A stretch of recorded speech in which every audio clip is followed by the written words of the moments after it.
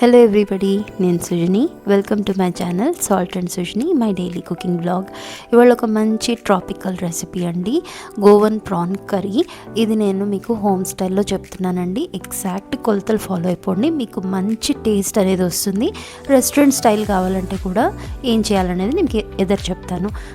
దీనికోసము ఒక 350 గ్రామ్స్ అంతా నేను ప్రాన్స్ తీసుకున్నానండి, మీడియం సైజ్వి. అవి మంచిగా డివైన్ చేసి కడిగి పెట్టేసుకున్నాను. ఇప్పుడు దీంట్లో ఒక హాఫ్ టీ స్పూన్ అంత ఉప్పు, కొంచెం పసుపు వేసి ఒక హాఫ్ అన్ అవర్ పక్కన పెట్టుకుందాము, సరిపోతుంది.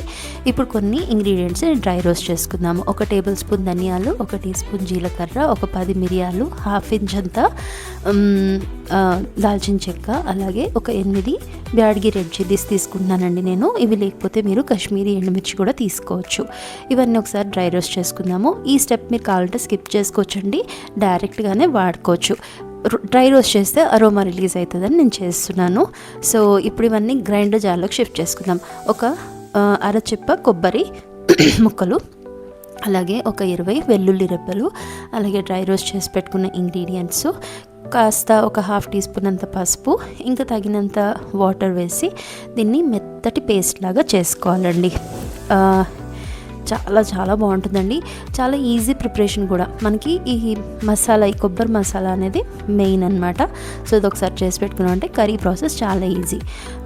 తర్వాత ఒక కడాయిలో ఒక 3 టేబుల్ స్పూన్స్ అంతా కొబ్బరి నూనె తీసుకోవాలండి, మీరు ఏదైనా నూనె వాడుకోవచ్చు. తర్వాత ఒక పెద్ద సైజ్ ఆనియన్ని చిన్నగా చాప్ చేసి వేసుకుంటున్నాను, తగినంత ఉప్పుతోటి. దీన్ని జస్ట్ కొంచెం ట్రాన్స్లూసెంట్ కన్నా ఎక్కువ, లైట్ గోల్డెన్ కలర్ వచ్చే వరకు వేయించుకుంటే సరిపోతుందండి. ఇదిగోండి ఇలాగా. ఓకే, సో ఇలా వేగిన తర్వాత మనం దీంట్లోకి ఒక పచ్చిమిర్చిని చిన్నగా చాప్ చేసి వేసుకున్నాను, అలాగే ఒక పెద్ద సైజ్ టొమాటోని కూడా చిన్నగా చాప్ చేసి వేసుకున్నాను. ఇది కూడా ఒకసారి హై ఫ్లేమ్ మీద కలుపుకొని తర్వాత ఫ్లేమ్ లో చేసి మూత పెట్టేసుకుంటే మనకి టొమాటో అనేది మెత్తగా మగ్గిపోతుంది అనమాట. అసలు ఈ కొబ్బరి మసాలా, తర్వాత కొంచెం చింతపండు యొక్క ట్యాంగినెస్, ఆ ప్రాన్స్ యొక్క న్యాచురల్ టేస్ట్, ఈ గోవన్ అరోమా, అసలు నిజంగా చాలా మస్ట్ ట్రై రెసిపీ అండి.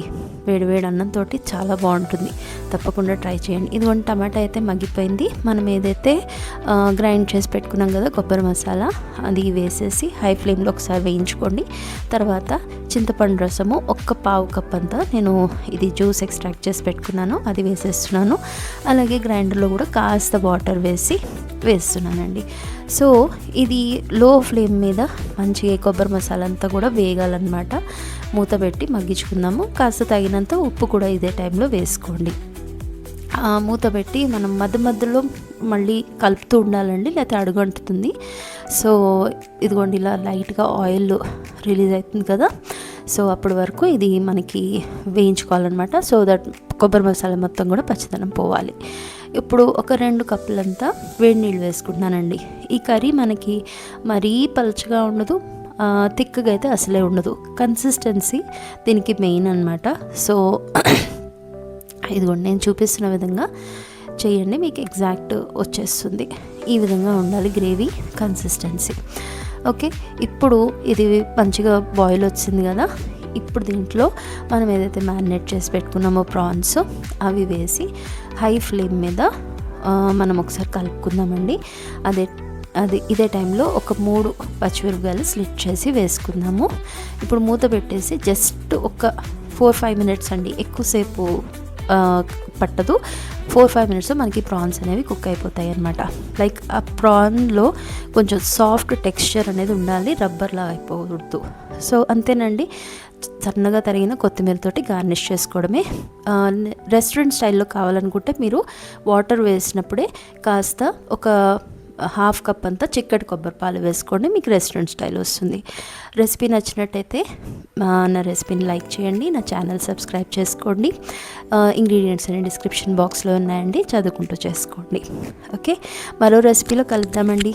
Thank you for watching.